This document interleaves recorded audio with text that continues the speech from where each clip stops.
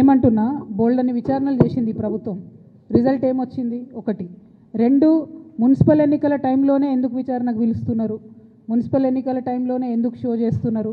ఇప్పుడు public attention ఎందుకు divert చేస్తున్నారు? ఎందుకంటే బీసీలు అడగద్దు, 42% మాకు ఎందుకు ఇవ్వాలని అడగద్దు. హైదరాబాద్ మహానగరంలో చాలా నగరాలలో ఎంత రిజర్వేషన్ వచ్చింది? 31% వచ్చింది. కొన్ని చోట్ల 36 వచ్చింది, కొన్ని చోట్ల 37 వచ్చింది.